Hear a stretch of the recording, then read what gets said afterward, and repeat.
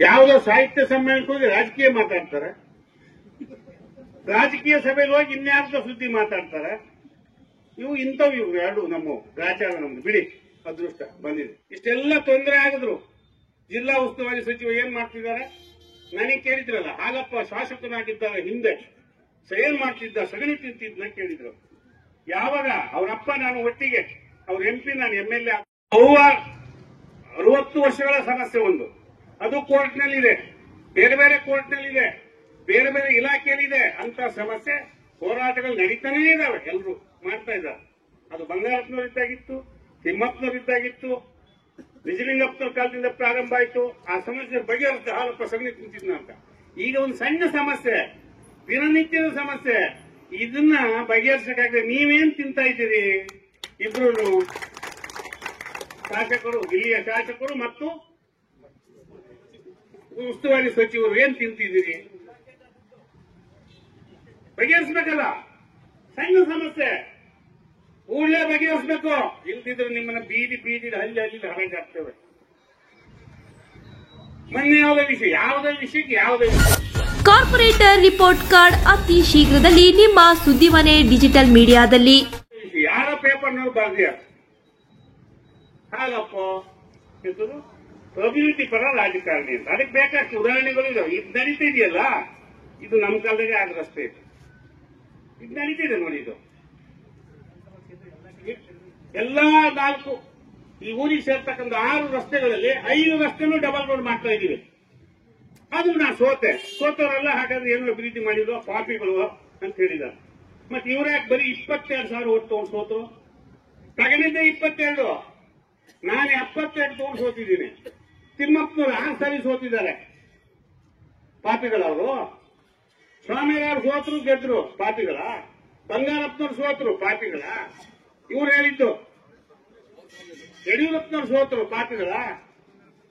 ಮಧು ಬಂಗಾರಪ್ಪನವ್ರು ಬಾರಿ ಸೋತರು, 6 ಚುನಾವಣೆಯಲ್ಲಿ 2 ಬಾರಿ ಗೆದ್ದಿದ್ದಾರೆ, ಅವ್ರು ಪಾಪಿನ? ಇವರು ಬರೀ 22,000, ಇನ್ನೊಂದು 500 ಹೋಗಿದ್ರೆ ಠೇವಣಿ ಹೋಗ್ತಿತ್ತು. ಪಾಪಿಗಳ ಇವರು. ನಾನು ನೋಡಿದೆ ಇಲ್ಲಿ ಮುನ್ಸಿಪಾಲಿಟಿ ಎದುರಿಗೆ ಯಾರೋ ಪತ್ರಕರ್ತರು ಕೇಳ್ತಾರೆ, ಆ 3 ಜನ ಪಾಪಿಗಳು ಯಾರು ಅಂತ. ಹಾಲಪ್ಪ, ಯಡಿಯೂರಪ್ಪ, ಅಶೋಕ್ ನಾಯ್ಕ ಅಂತೆ. ಸೋತವರೆಲ್ಲ ಪಾಪಿಗಳಂತೆ. ಮೊನ್ನೆ ಮಾತಾಡಿದ್ದಾರೆ, ನೀವ್ಯಾರು ನೋಡಿಲ್ಲ. ನಾನೇಂದ್ರೆ 5 ಸಾರಿ ಸೋತರು, ಅಂಬೇಡ್ಕರ್ ಅವರು ಸೋತರು, ಇಂದಿರಾ ಗಾಂಧಿ ಅವರು ಸೋತರು, ನಮ್ಮೆಲ್ಲರ ನಾಯಕ ವಾಜಪೇಯಿ ಅವರು ಸೋತರು. ಇವರೆಲ್ಲ ಪಾಪಿಗಳ?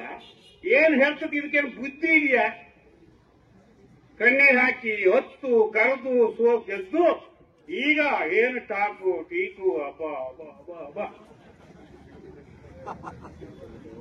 ಇದೇ ಕಾಬರ್ ತಿಮ್ಮಪ್ಪನವರಿಗೆ ಕಂಸ ಅಂದವರು ಈಗ ನಮ್ಮ ಮಾವಾಲಿಯ ಹೌದವರು ಭೀಷ್ಮ ಅಂತ ಈ ಪತ್ರಕರ್ತರು ಕೇಳಿಯಾರ.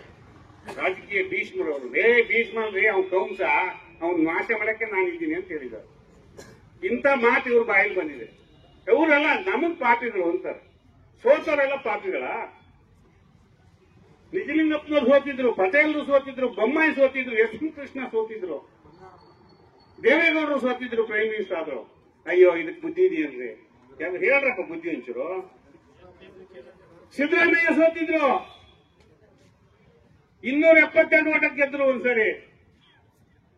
ಅಯ್ಯೋ ನಮ್ಮ ಸೋಲು ಗೆಲುವು ರಾಜಕೀಯದಲ್ಲಿ ಇರುತ್ತೆ, ಇದಕ್ಕೇನು ಬುದ್ಧಿ ಇದೆ? ಅದೆಲ್ಲ ಹಾಳಾಗಲಿ ಬಿಡಿ. ಯಾಕಂದ್ರೆ ಅದು ಹೇಳೋ ಸಭೆ ಇದಲ್ಲ.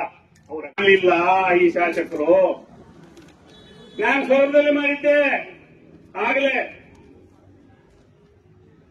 ನಮ್ಗೆ ಸಮನ್ವಯ ಇತ್ತು, ಲೋಕಸಭಾ ಸದಸ್ಯರು, ಮುಖ್ಯಮಂತ್ರಿ, ಮಂತ್ರಿಗಳ ಜೊತೆಗೆ.